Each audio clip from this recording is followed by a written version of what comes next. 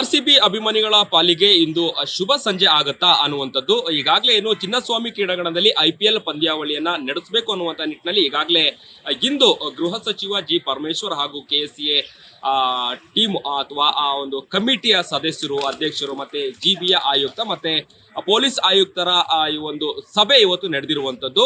ಚಿನ್ನಸ್ವಾಮಿ ಕ್ರೀಡಾಂಗಣದಲ್ಲಿ ಮುಂದಿನ ದಿನಗಳಲ್ಲಿ IPL ಪಂದ್ಯಗಳು ನಡಿಬೇಕು ಅನ್ನುವಂತ ಒಂದಷ್ಟು ಒತ್ತಡವನ್ನ ಸರ್ಕಾರದ ಮೇಲೆ ಈಗ ಹೇರಿರುವಂತದ್ದು.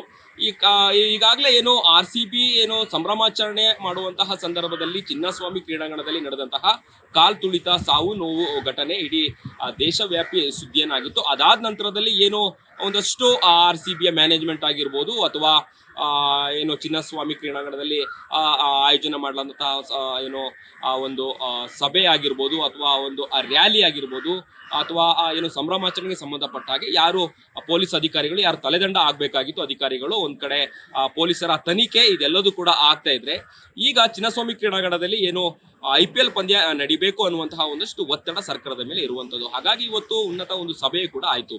ಸಭೆ ಬಳಿಕದಲ್ಲಿ ಗೃಹ ಸಚಿವ ಜಿ ಪರಮೇಶ್ವರ್ ಕೂಡ ಮಾತನಾಡಿದ್ರು. ಅಂದ್ರೆ ಚಿನ್ನಸ್ವಾಮಿ ಕ್ರೀಡಾಂಗಣದಲ್ಲಿ ಮುಂದಿನ ದಿನಗಳಲ್ಲಿ IPL ನಡಿಬೇಕು ಅನ್ನುವಂತಹ ಒಂದಷ್ಟು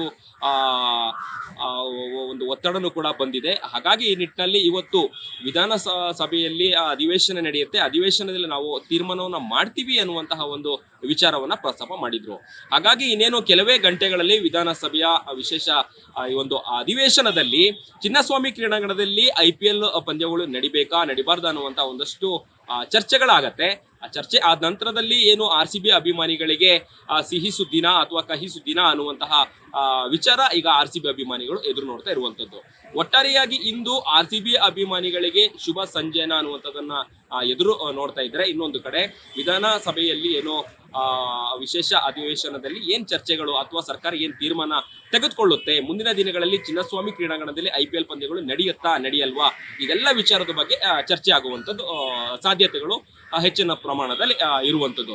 ಹಾಗಾಗಿ ಈ ನಿಟ್ಟಿನಲ್ಲಿ ಕೂಡ ಇವತ್ತು ಮಹತ್ತರವಾದ ಸಭೆ ಕೂಡ ಆಯಿತು. ಸಭೆಯಲ್ಲಿ ಸಾಕಷ್ಟು ಏನು KSCA ಒಂದು ಕಮಿಟಿ ಆಗಿರ್ಬೋದು, ಕಮಿಟಿಯ ಮುಖ್ಯಸ್ಥರಾಗಿರ್ಬೋದು, GB ಆಯುಕ್ತರಾಗಿರ್ಬೋದು, ಪೊಲೀಸ್ ಆಯುಕ್ತರು, ಹಾಗೆ ಈಗ ಗೃಹ ಸಚಿವ ಜಿ ಪರಮೇಶ್ವರ್ ಸೇರಿದಂತೆ ಅನೇಕ ಸಭೆಗಳು ಈಗಾಗಲೇ ಕೂಡ ಆಗಿತ್ತು. ಇವತ್ತು ಕೂಡ ಫೈನಲ್ ಒಂದು ಸಭೆ ಕೂಡ ಆಗಿದೆ. ಹಾಗಾಗಿ ಈ ಸಭೆಯಲ್ಲಿ ಚರ್ಚೆ ಆಗಿದ್ದನ್ನ ವಿಧಾನಸಭೆಯ ಈ ಒಂದು ಅಧಿವೇಶನದಲ್ಲಿ ಚರ್ಚೆ ಮಾಡುವಂಥದ್ದು, ಚರ್ಚೆಯ ಬಳಿಕ ಏನು ತೀರ್ಮಾನ ಸರ್ಕಾರ ತೆಗೆದುಕೊಳ್ಳುತ್ತೆ ಅನ್ನುವಂಥದ್ದು RCB ಅಭಿಮಾನಿಗಳು, ಕ್ರಿಕೆಟ್ ಅಭಿಮಾನಿಗಳು ಎದುರು ನೋಡ್ತಾ ಇರುವಂತದ್ದು. ಕ್ಯಾಮ್ರಾ ಪರ್ಸನ್ ಅಭಿಲಾಷ್ ಜೊತೆ ಅಭಿಜಿತ್ ಗಣೇಶ್, ಕರ್ನಾಟಕ ಟಿವಿ, ಬೆಂಗಳೂರು. ಯಾರಾಗ್ತಾರೆ MLA ಅಭ್ಯರ್ಥಿ 2028 ಶೀಘ್ರದಲ್ಲೇ.